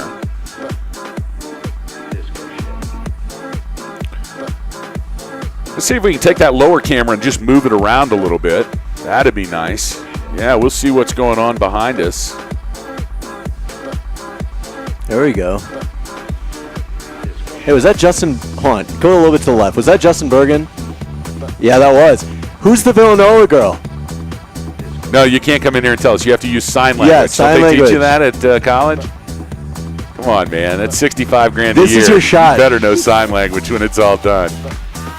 No, he wants it. No, Is she seeing what this is he or not? doing now? I'm not sure. He's No, scared. take the camera off him. He's taking his belt off, for God's sakes. Take the camera off of him. Yeah, just get rid of that. We can't have any of that. Hey, what is this? This is a child-friendly program. Who is collecting Okay, the bids? guy's he's looking for the Villanova girl. He thinks if he takes his belt off, she's going to recognize something. Are you kidding me? I have never in my life. No, don't go back there. Just point the camera out front. We can't see that kid anymore. Eric Stein now is off course. He is skied off course. So a tough break for the University of Wisconsin in Madison, as they have had two racers back-to-back here ski off course. That's bib number 76 that belongs to Eric Stein, and bib number 90 belonging to Jeremy Price. Now, boss, I still have not received confirmation from the University of Madison team if they have brought out their suit of glory / suit of shame, that pink suit I was telling you. Yeah, we've not seen it yet. Well, we better see it. Well, I mean, it would be hard to see in today's conditions, no matter where it Well, was that's or a good what it point. was. So, we in fact, it may have already skied down, and we have no idea because They we grabbed can't it. see it. Yellow? I mean, who knows? All we see is white. Jeremy Price and Eric Stein. Price, a geological engineering major from Cedarburg, Wisconsin. Skis out at Tyrrell Basin. It's his first USCSA national championship. He was a geotech engineering intern at Kumar & Associates, and he wants to be a geotechnical engineer. He wants to live in Denver. That's not a bad place to be. Hope you're enjoying our coverage here of the men's slalom at run number 2, what we can see of it. Of course, we'll switch back here. You can see our ugly mugs is Boss Hogg and Nick Egan bringing it to you live here inside the box. It's so warm in here, I've actually taken the gray coat off. Now I'm down to the free Patagonia fleece, which is nice. Nick, what are you wearing here? Like, what exactly is that? I'm sporting a Patagonia. Yes, very nice. It's just hideous. Why don't really you stand up and loud. show the crowd your pants? Yeah, Because that's a these great are- idea. That's a great These idea. may very well be the worst pants I've ever seen. Let's go ahead. I'll go ahead and stand on the chair. That's safe. Yeah, look at that. Oh, look at the zipper. Hold on, what is that? That is absolutely hideous. Well, I'm a racer, and I can pull these things down. Or Oh, no, don't pull your pants Yeah, down. Is yeah. that what all you Minnesota guys do? Like, that's what that guy's only doing? the Oh, no, what? No, that guy was from Pittsburgh. Oh, that's right. No, only the gnarliest of us all. The Glad you're- louder you dress, the better you are at skiing. Absolutely true. Yeah. Glad you're with us on the USCSA Broadcast Network. Of course, 5 big days of live television coverage coming from Mount Bachelor. We're glad you're going to join us for all of it. Of course, back here tomorrow, schedule permitting. Of course, the forecast looking really bad for tomorrow as well. We don't know what's going to happen, but we are scheduled for Ladies Giant Slalom tomorrow morning starting at 9:30 and then back again at 12:30 tomorrow afternoon for the Ladies Giant Slalom run number 2. Then on Friday, back here for the men's GS, 9:30 and 12:30 start times, and then a 9:30 start time Saturday morning for the big team dual panel competition in which yours truly, your very own Boss Hogg, will be competing and racing as a forerunner against the president of Sierra Nevada College, Dr. Alan Walker. He has been talking smack. I just, of course, keep my mouth shut because I let my results and my skiing do the talking instead of my mouth. And so he is going to be up for a real challenge, and you're going to see it live right here. Egan, you're going to actually announce that race. You're going to be the call, you and Alan solo, aren't you? That's right. I believe so. And you know what? I saw the president doing a snow dance in the parking lot, which I thought was peculiar. But now at the Oh, I'm he's got the thinking, voodoo doll. I've already seen. He He's might got be a Boss trying to Hogg get voodoo- this canceled because the snow keeps coming. No, he's already got a Haitian voodoo doll.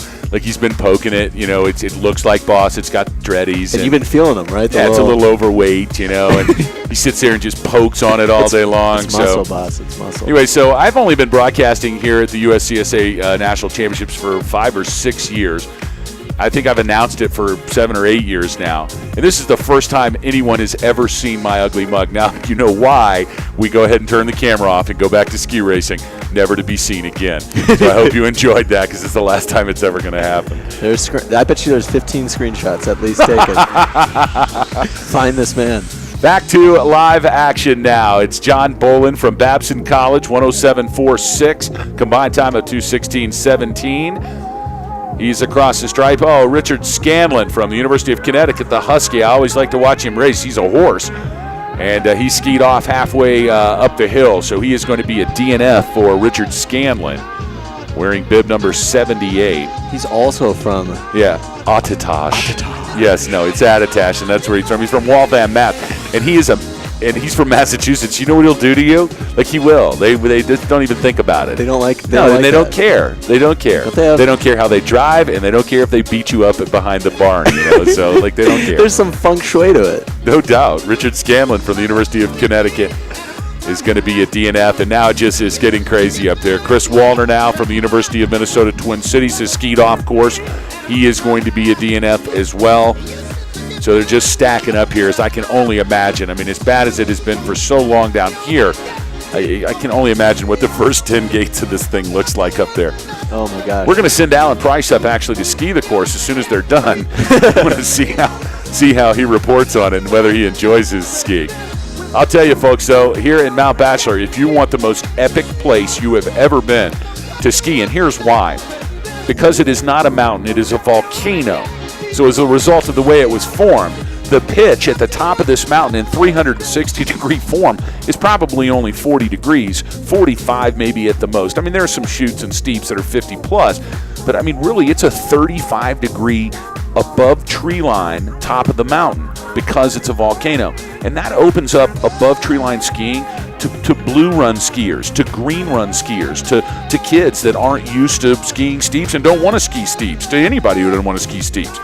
And so it gives you access to terrain that often you don't get, and that makes this place just absolutely epic. Folks, if you want a great time, now, looking at your picture now, it doesn't look like a great time, but I can assure you when the sun comes out at this mountain, it is an absolutely epic place to ski, and the snow conditions are going to last here all the way through closing day. So get on up here to Central Oregon, check out Mount Bachelor, tell them the USCSA sent you, and enjoy this place for the great place it really is.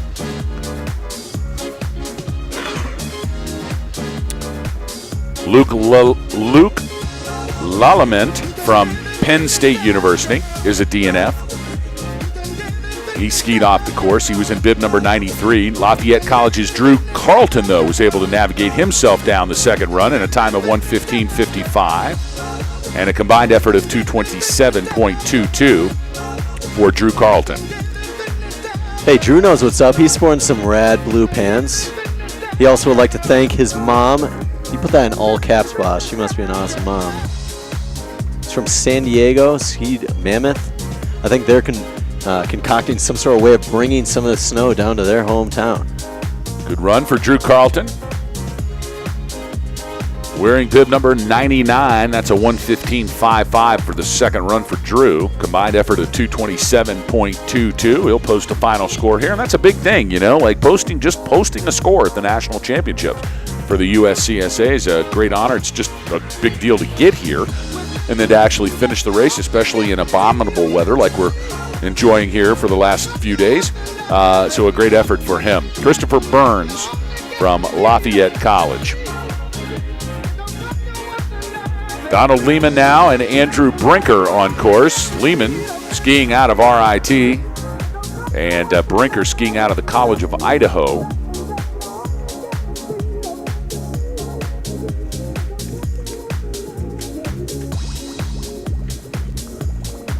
Donald Lehman will be the first to come by. We should see him moving into our view, and there he is. 3 gates to go for Don Lehman. And a good second run for Donald Lehman, wearing the big 1:00 bib. 1:17.14 in run number 2 for a combined time of 2:31.23 for Don Lehman. Andrew Brinker now on course. The Yote from Caldwell, Idaho, wearing bib number 101. Should be seeing him momentarily as he makes his way through the transition into the final stretch. Boss, they actually have an award made after Andrew Brinker. Most Inspirational College of Idaho skier. Wow. He won that at the banquet dinner. Oh, excuse me. He's going to win that, according to him, at the 2017 no. That was dinner. that was the regionals banquet dinner. So it was already 2017. So they actually. Beautiful. Can you imagine if he was projecting his win I of was the kinda most hoping it. inspirational skier for the year 2018? In fact, I would love that. I want to meet that kid. Me too. That's just inspiring hearing about it. Brinker would like to thank Tim, Shelley, Lexi, and Sophie Brinker, his family, Ron Bonneau, his head coach, Casey Benner, and John Post, the assistant coaches. Thank you. Here he comes. He's got a small picture of. He does look pretty inspirational, boss. Oh yeah. You think he's got a picture? Oh, look at this. Oh, they're all coming out to congratulate him, the whole team. Wow. That is we talked about this earlier, too. It is a big family up there in Caldwell. Absolutely. And Ron Bonneau runs it that way. His wife, Michelle, both lifetime and career educators. And they don't have kids of their own, so that's their kids. And they treat them like that. And it's tough love, and it's soft love, and it's hard love, and it's good love. And so you don't know what kind of love you're going to get because every kid needs a different kind. But it's always love, and that's the great part about that program. I love to see it. The Yotes out of Caldwell, Idaho, and the College of Idaho, led by Coach Ron Bonneau, the USCSA 2016 Coach of the Year, and very well deserved for him. Back to live action now. Connor Smith from Duke University.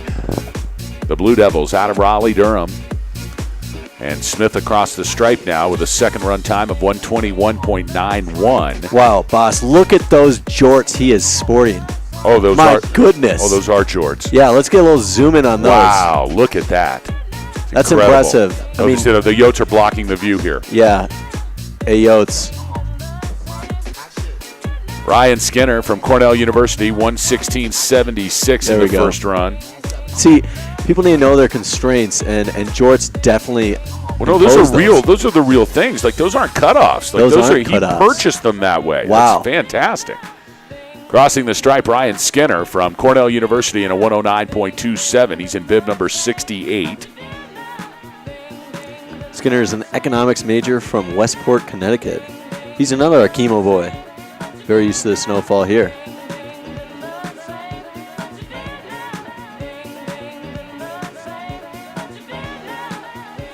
And a big hug here for Ryan Skinner at the finish line. Slade Glavish now from RPI. He'll be followed by James Henderson from Nevada Reno. And across the stripe, it's Slade Glavish wearing bib number 22. The 107.37 in run number 2 and a combined effort of 224.86. Good performance here, and he's just about tired on his feet.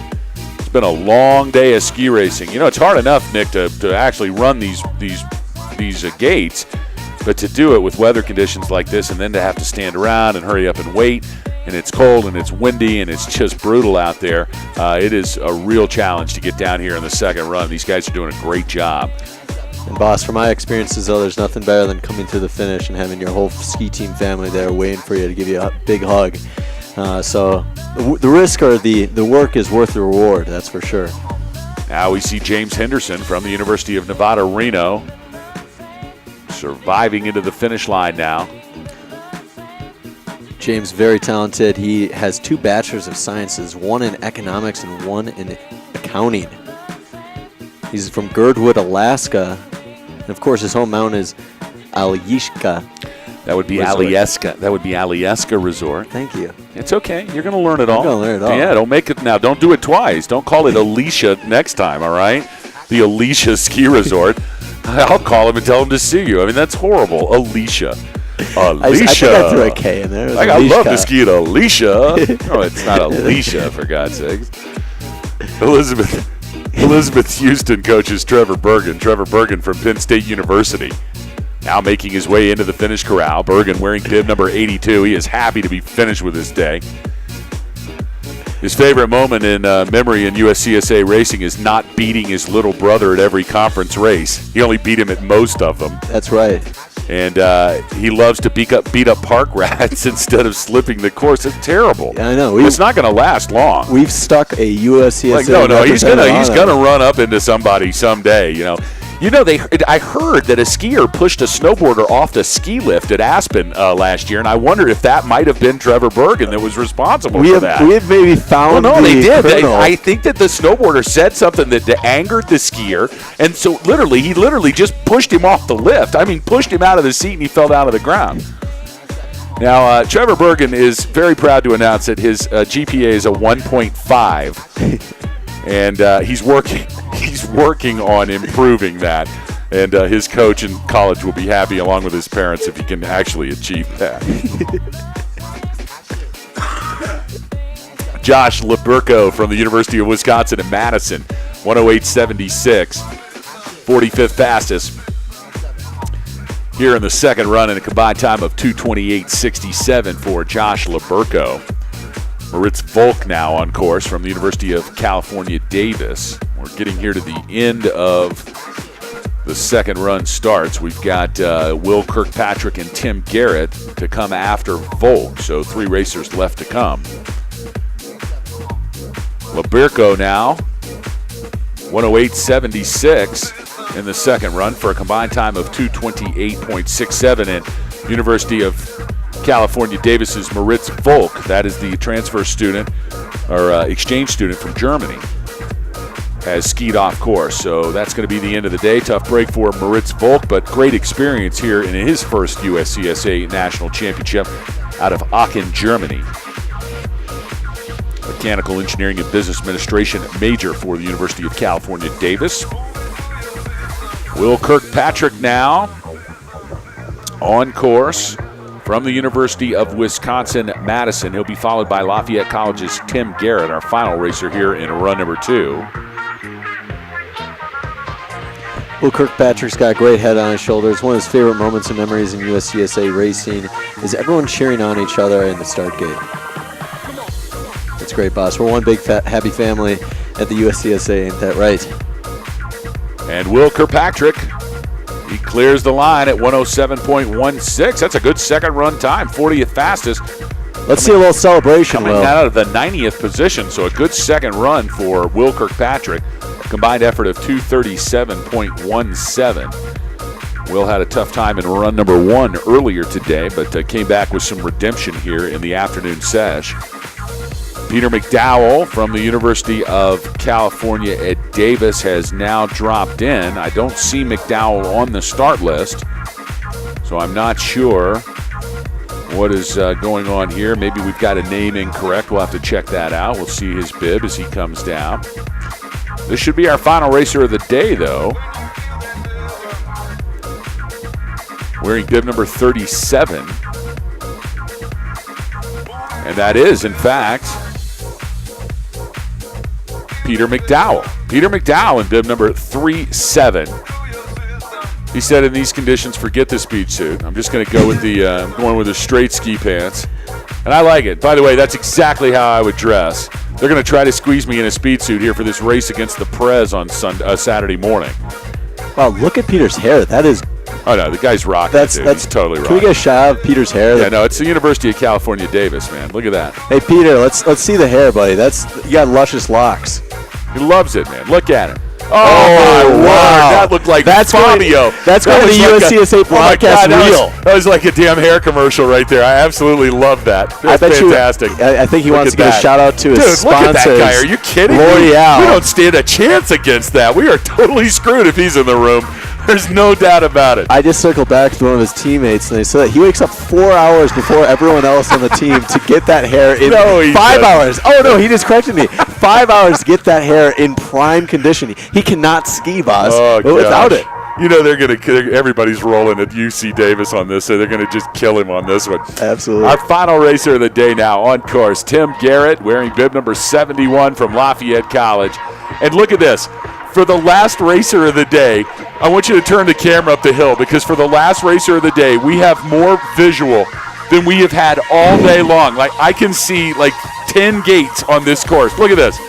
It's going to be the last racer of the day at 3:15 Pacific time, and the skies are going to lift so we can have a visual broadcast here. Unbelievable.